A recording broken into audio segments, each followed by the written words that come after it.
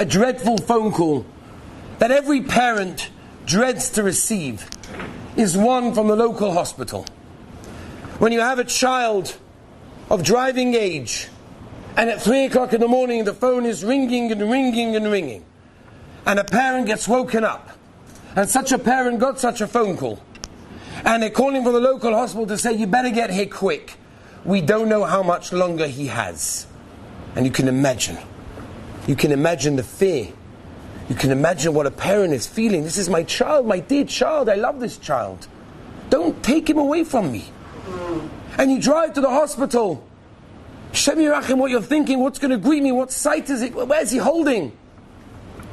And you get there and you see a beloved child, hooked up to machines and wires and beeping, and there's nurses and doctors all over the place. What happened to your dear child? Where is he?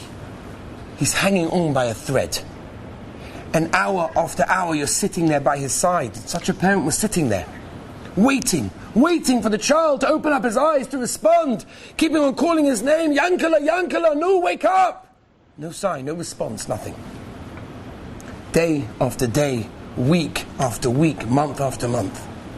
It's been 6 months, and they want to pull the plug. And they call you in for a meeting and say, listen, he's been there for 6 months. He's just taking a bed up in the hospital. He's just eating up your money. It's time to call it a day. We'll pull the plug, and we'll send him out on his way, that's it. And the parent says no, but they're giving him no choice. So the parent says, give me 24 hours. 24 hours, we'll storm the heavens. I'll do everything we can. Please, this is my child. They say, okay, you've got 24 hours. 24 hours, and then we're pulling the plug.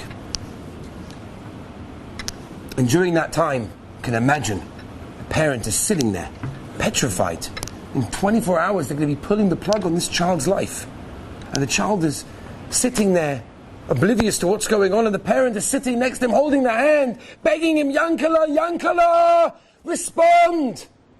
An hour after hour after hour, until it gets closer and closer to the end time of the 24 hours. When it hits just under 2 hours to go, as the parent is crying, tears are rolling down his cheeks, he's holding on to his son's hand and he's begging. And all of a sudden he feels something. He thought he was imagining it. He hasn't slept for days. Maybe he's just imagining. He felt like a squeeze.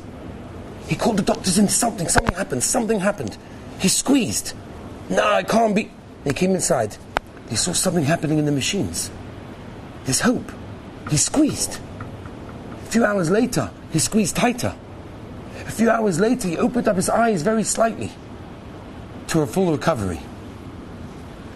The Rabbeinu Shalom is waiting for us like a parent waiting for a child to become alive, to open up your eyes, to do something, to respond. The Rabbeinu Shalom is saying, my dear child, how far have you drifted away? You've gone in the wrong direction. Come back. I'm waiting for you.